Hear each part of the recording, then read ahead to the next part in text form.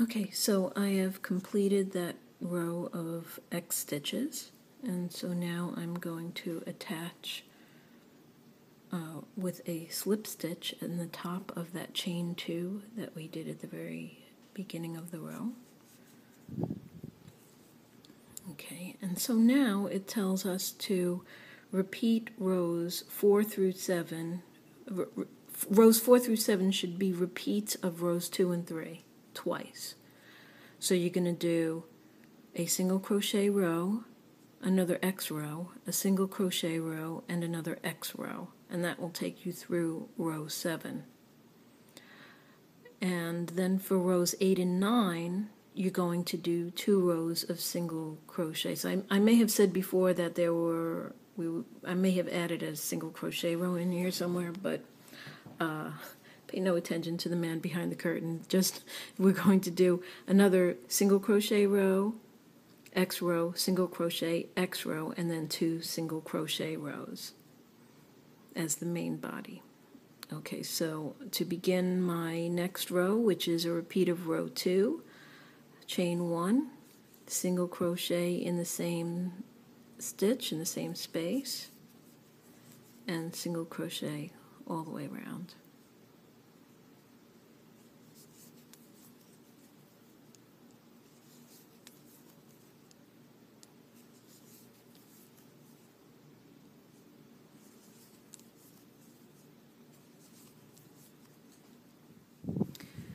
Okay, so I've completed the chain stitch, the foundation chain, 2 rows of single crochet.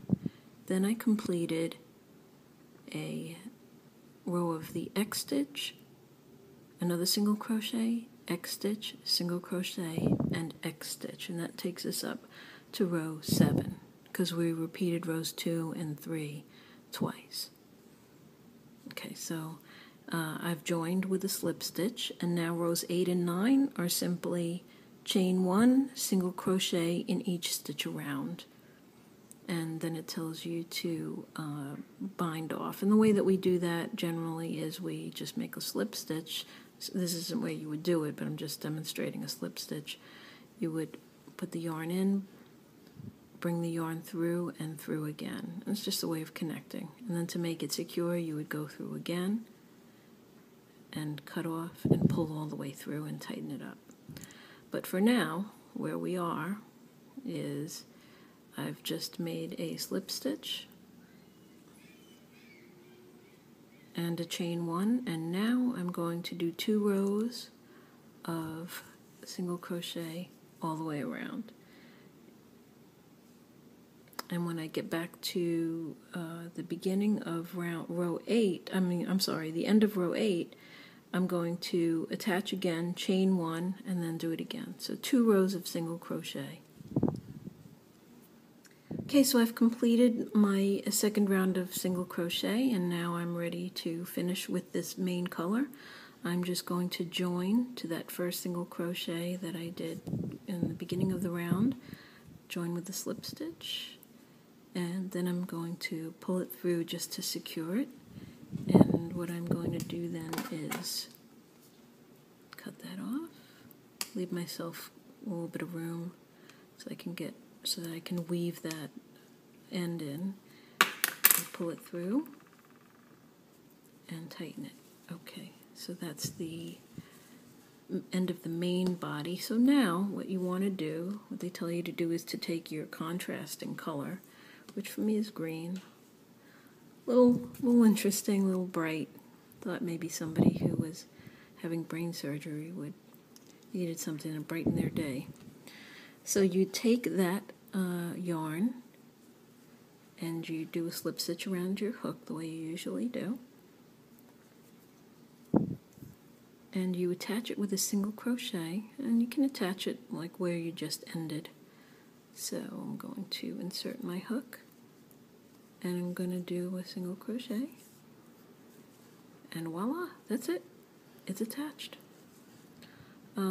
So you're going to go around once, and then you will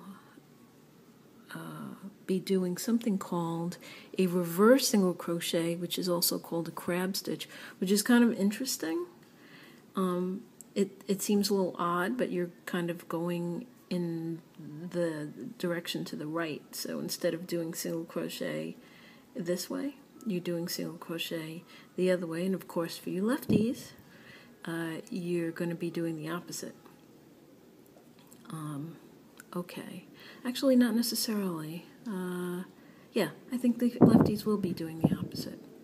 Okay, so for now, I'm going to go around with my contrasting color, and I'm going to just do a single crochet all the way around. Now, one of the things I like to do sometimes is take my loose ends and weave them in as I go around, so that I don't have to do it later. Sometimes I don't do it because the contrasting color might show through.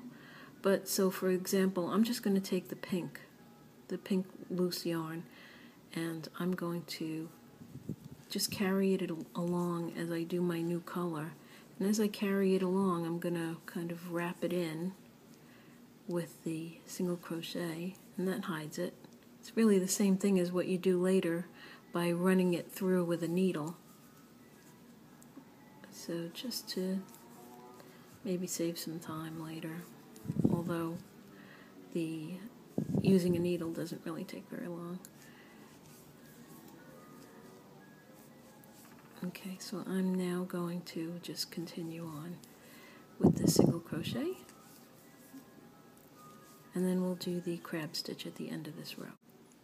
Okay, so I've finished going around one row of single crochet, and I joined with a slip stitch. I'm going to do a chain one, and now I'm going to go back in the other direction and do a single crochet, and it gives it quite a nice finish. So I'm going to go backwards.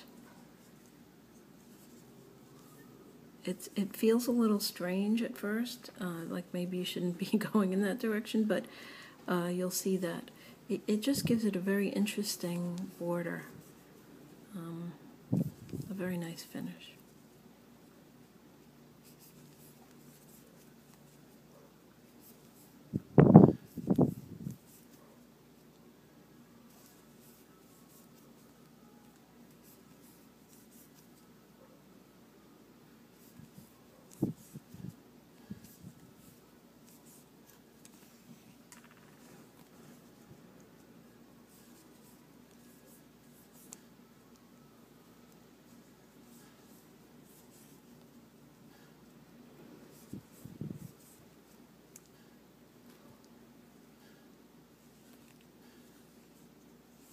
Okay, so I'm going, oops, I split my yarn, so I have to take that out.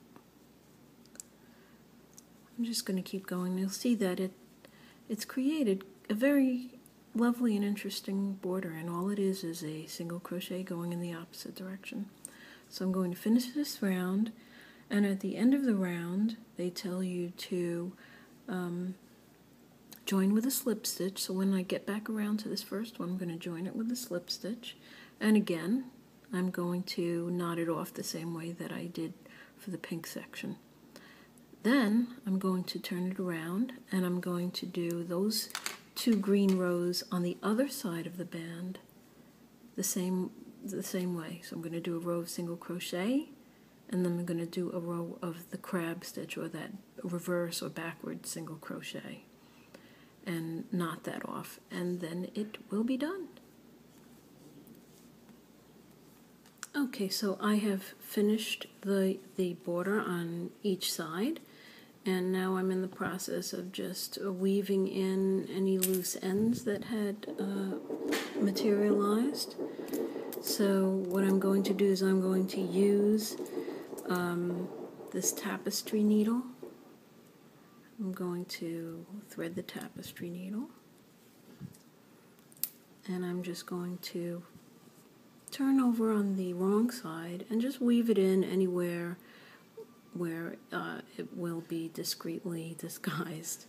So it doesn't matter where, just find something of a similar color and run it through with the needle. Okay, and then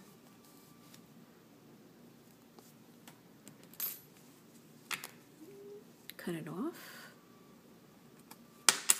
Just give a little tug to hide that end, and there you have it. It's kind of watermelon-y colors. So that is the headband for people who are having brain surgery who don't want their heads covered.